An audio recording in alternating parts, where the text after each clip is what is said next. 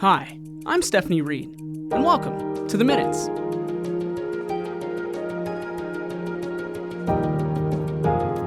Thanks for listening today. It's great to have you along on The Minutes for the week of September 29th, 2025. This is a City of Thunder Bay podcast. You can find The Minutes wherever you get your podcasts, including our YouTube channel and our website, thunderbay.ca/The Minutes. And don't forget to subscribe so you never miss an episode. Normally, The Minutes takes a look at what happened at the week's Thunder Bay City Council meeting, but there were no council meetings this week because of the statutory holiday for the National Day for Truth and Reconciliation. So we're going to take this episode as an opportunity to pause and reflect on what this day means, why it matters, and how the City of Thunder Bay is walking the path towards reconciliation. I will be joined in a few moments by the city's new Indigenous Relations Manager, Kieran McMonagle, to talk about the work of the Indigenous Relations team and how truth and reconciliation connects to everyday life in our community. The National Day for Truth and Reconciliation was first marked in 2021, following one of the Truth and Reconciliation Commission's 94 calls to action. September 30th is a day to honor survivors of residential schools, remember the children who never made it home, and reflect on the ongoing impacts of colonialism on Indigenous peoples. In Thunder Bay, this isn't just a day on the calendar, it's a call to action for how we move forward together. For some, that might mean attending a community event, reading the TRC calls to action, or learning about local history.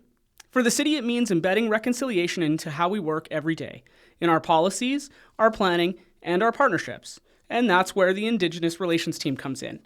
To tell us more about this, I am joined now by Kieran McMonagle, the city's new Indigenous Relations Manager. Hey, Kieran, thanks for joining me today. Appreciate being here. So just to get us started, tell us a little bit about you, maybe yourself, your background, and what brought you to this role. For sure. So I am a Métis mother of two, originally from Dryden, Ontario in Treaty 3. I moved to Thunder Bay in 2018 to support the Indigenous Graduation Coach Program model with Lakehead Public Schools. I have lived on and off reserve in both urban and rural settings and really spent the majority of my career supporting equity of opportunity and outcome for Indigenous populations. I moved here to support in the education field, but I've also worked in the health and community service sector. I've been with the city for the past 2 years. However, the scope of my work and my passion is really about changing systems and supporting populations and ensuring that Indigenous voice is heard and reflected in all aspects, and what better opportunity than this role. Yeah, absolutely. And so speaking of that, what is the role of the Indigenous Relations team in the city of Thunder Bay? For sure. So I actually see the role of the Indigenous Relations team in this city to support internal capacity building and ensure that all staff are empowered to connect with Indigenous people, to understand Indigenous histories and lived realities, to really understand the dynamic in our community, to better provide service and support. I also think the Indigenous Relations team, a key piece is building relationship with community, both urban communities as well as, the urban community, as well as Fort William First Nation, Anishinaabe Nation, Anishinaabe Nation, and other communities that we serve, whether it be through their residents living in our community or visiting as a hub. I want to ensure that Thunder Bay is a safe and welcoming place, and know that we have to make some changes and continue learning and working to make it that. But I think that this is a great start. How does that work, I guess, then connect to the larger, the city's larger strategic goals in the community? One of the things that we're really focusing on is ensuring that all of our city staff have a strong understanding, and not a one-day checkbox training, but that there's ongoing conversation and opportunity for conversation and to further their understanding of what is actually going on. So it's important that we understand the history, but it's also important that we understand what that means in our day-to-day work. So as municipal staff, we may not have created systems, however, our work intersects with legacies every day of different things, residential schools, 60s Scoop, really displacement and all of those things. And through land use decisions, service delivery, cultural programming, and community relationships, we have the ability to work towards reconciliation. And I think that's our ultimate goal. So it's about providing city staff with opportunities to advance their learning, but also support their learning. We have an Indigenous Advisory Council who guides the work that we do within the Indigenous Relations team. They are phenomenal. They are supportive and open to teaching, and we really value their guidance as we continue on this path. But for us, it's really about embedding things in the broader system of the City of Thunder Bay and just providing those opportunities to advance on that path. Yeah, that's great. You got a lot of work ahead of you there. So let's just take a minute to talk a bit about the day, about the National Day for Truth and Reconciliation. It was earlier this week on September the 30th. I gave a brief explanation at the beginning, but can you give listeners some more detail on, what the National Day for Truth and Reconciliation is, what it means, and I guess maybe how it's honored locally? For sure. So September 30th does mark the National Day for Truth and Reconciliation. I know some provinces refer to it as Orange Shirt Day. It is a day to honor the survivors of residential schools, the children who didn't make it home, and their families and communities. So for over 160 years, more than 150,000 Indigenous children were taken from their families and communities and were placed in government and church-run residential schools. This was deliberate, government-sanctioned policy of cultural genocide. The intent was clear: to erase Indigenous identity, language, and connection to the land. So these harms are not just historical. They continue today through intergenerational trauma, systemic inequity, and the long-term impact of laws and policies. For us, reconciliation needs to not be it can't just be symbolic. It needs to be practical. It needs to show up in how we listen, how we plan, how we hire, how we serve.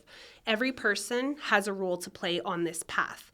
So locally, there were many events. And when I speak to the events, I really think about it from the community perspective.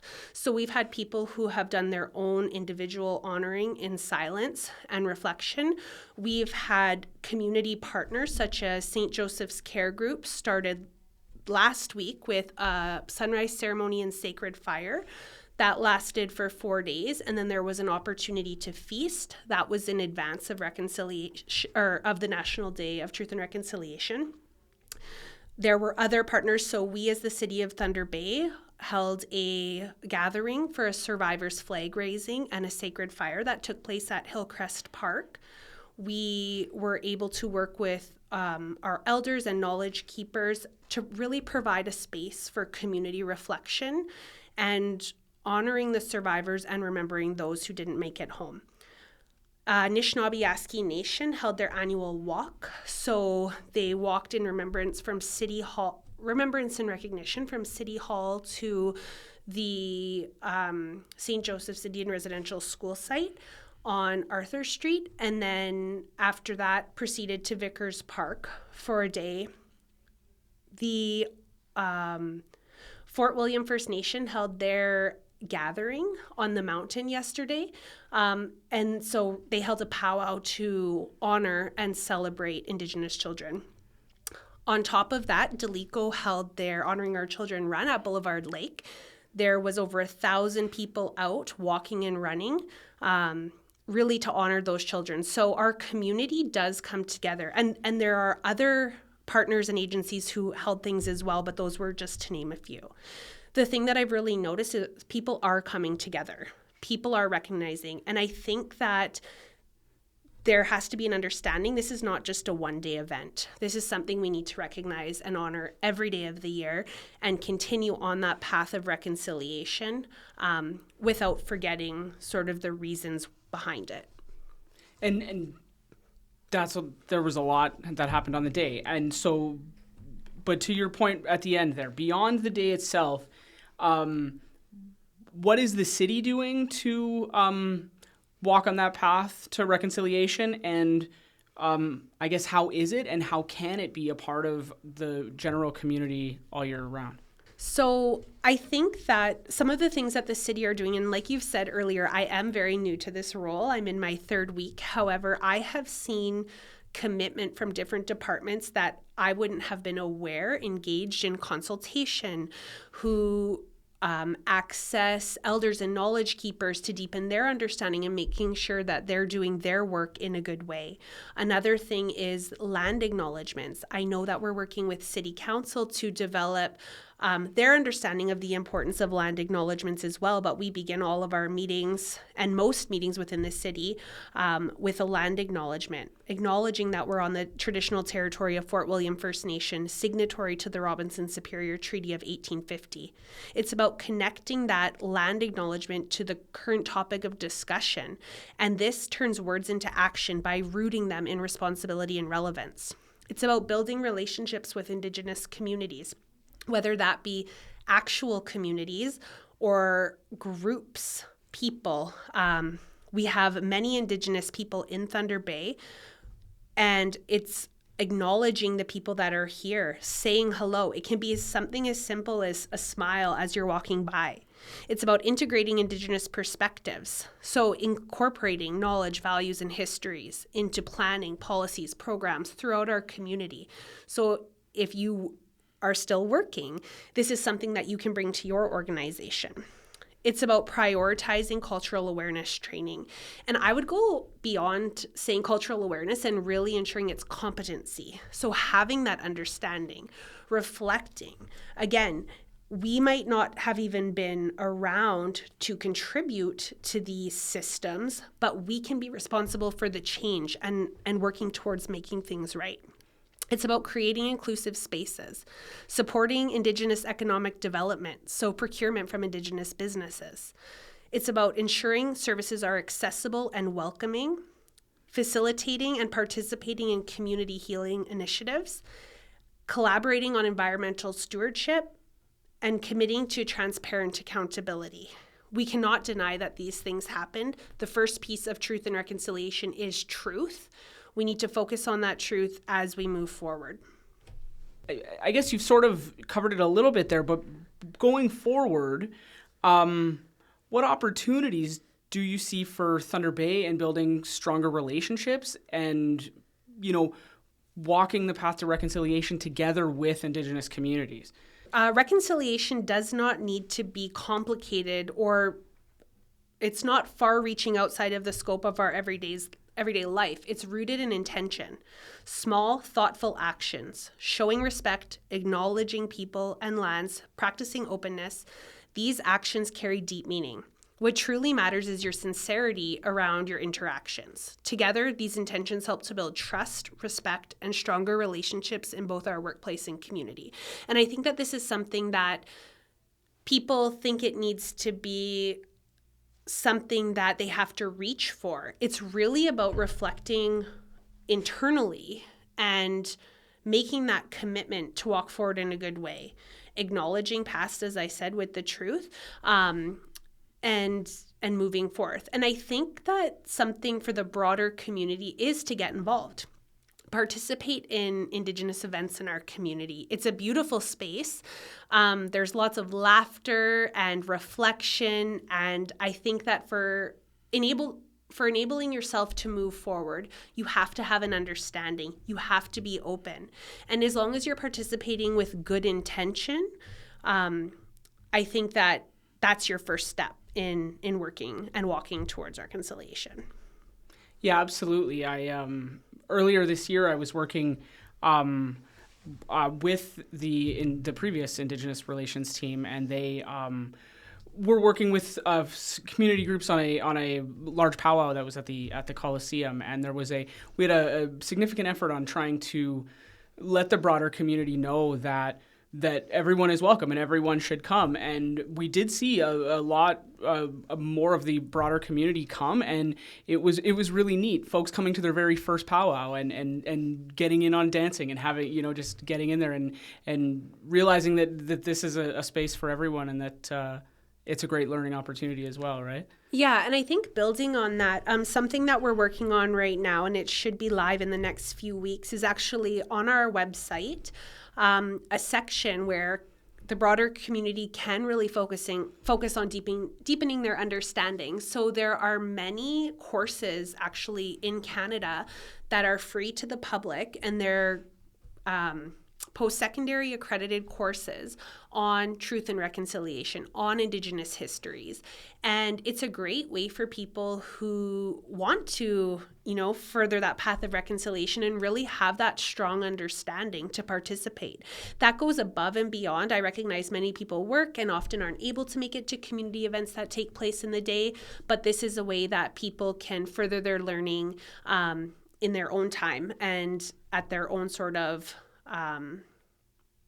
at their own pace, right? Their own pace. Yeah, Thank absolutely. you. Yeah. And I think on top of that, we will be continuing to develop opportunities for Indigenous voice to be heard in our community, for consultation, community consultation, hearing what our needs are, really working on building relationships, and just relationships for the purpose of having relationship. No ulterior motives, about getting people out, getting people involved, providing opportunities to non-Indigenous people to learn, but providing opportunities for Indigenous people to share as well.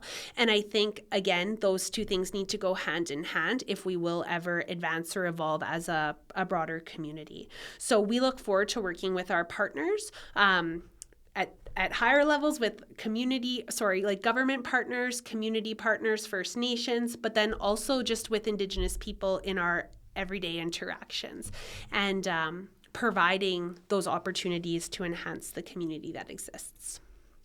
That's awesome. Thank you for all of that. Before we're done, is there anything else you'd like people to know about? Yes, absolutely. This Saturday, October 4th, is the National Day of Action for Missing and Murdered Indigenous Women and Girls, also recognized as Sisters in Spirit Day. This is a day of remembrance, solidarity, and action, ensuring that the lives of missing and murdered Indigenous women, girls, and 2S LGBTQ+ people are not forgotten, and that change continues to be demanded. It's an opportunity for us to stand with the families and communities in grief and in strength. This day is a reminder that the lives of the missing and murdered matter, their stories matter, and that we must continue to seek justice, healing, and change. As we mark this upcoming day, we also take time to acknowledge and honor the life of Deborah Anishinaabe. We hold her family, her community, and all those impacted in our thoughts. We recognize the ongoing search for evidence at the Thunder Bay Solid Waste and Recycling Facility and the heavy burden this places on loved ones and the wider community. Today and every day, we stand in solidarity with families and communities and reaffirm our commitment to truth, justice, and healing. For those who wish to participate in some gatherings in the community, Anishinaabe Nation will be leading a gathering on Saturday, October 4th at the Spirit Garden at Marina Park from 7:30 to 8:30 in the morning. Ontario Native Women's Association is hosting a powwow at Fort William First Nation Community Centre, and I encourage people to watch the Onwa social media page for updates regarding times. But this is another way to get involved in your community, to recognize truth and walk that path to reconciliation and ensure that we are really honoring and acknowledging this day of action. That's great. Thank you, Kieran. So that's it for this week's episode of The Minutes. If you would like to learn more about the National Day for Truth and Reconciliation or the Truth and Reconciliations Commission's 94 Calls to Action, you can find links on the city's website and through the National Centre for Truth and Reconciliation. A big thank you to my guest, Kieran McMonagle, the City of Thunder Bay's Indigenous Relations Manager, for joining me in the Minute studio this week. And as always, thanks to you for listening. We hope you enjoyed this special episode, and we will be back next week with our regular City Council updates. If you want more information about City Council, agendas, or minutes, visit thunderbay.ca/council. You can catch the minutes every week wherever you get your podcasts, on YouTube or on our website at thunderbay.ca/theminutes. If you haven't already, hit that subscribe button so you never miss an update. I'm Stephanie Reid. Thanks again for listening to The Minutes. Have a great week.